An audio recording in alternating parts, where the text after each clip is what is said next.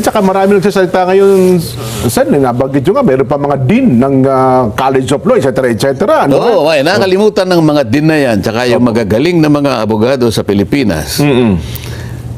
Ang isang napakasimpleng patakaran ng ating Korte Suprema.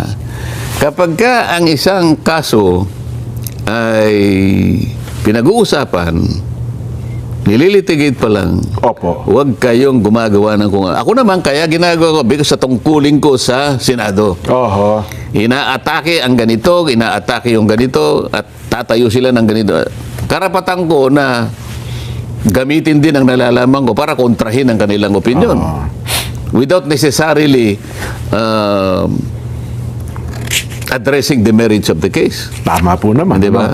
Sila ay, yun na lang, nandun lang sila, pakapi-kapi lang to. Kung magsalita, akala mo Parang yun ang buong katotohanan, no? Parang akala mo nandun na siya sa bulwagan ng Senado. Parang sila ang abogado ng kalaban ni Senador Bato de la Rosa. Kasi paano, yung iba naman kasi sa amin, mas gusto silang kinakausap, yung mga gano'n.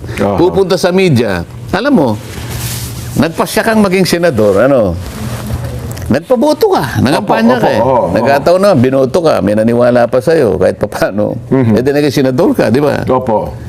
Alam naman niya na ang Senado is a parliamentary body. Yes po. Oho.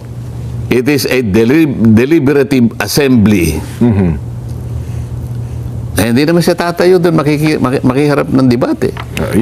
Pupunta siya sa radyo, pupunta siya sa television. Sabi nga, mayroong napasulat sa Biblia. Hahanapin mo siyang masikap, hindi mo siya matagpuan. Oo nga po. Minsan pupunta siya sa lounge. Aakit siya sa opisina. Pero magsasalita pagkas tatakbo. Meron ba naman ganon? Nako.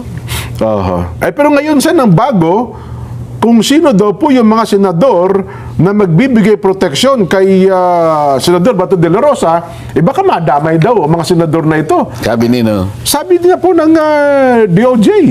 At yun daw pong mga nagpataka sa kanya, doon sa Senado, ay baka daw habulin din ng batas. Ako, masasabi ko lang hintayin mo kasi kung ano ang sasabihin ng Korte Suprema. Hindi mo ba alam na sinabi niya klarong-klaro yon? Opo. Hindi pa kami tapos doon sa main case. Yung merit ng kaso, pagdidebatihan pa namin ito.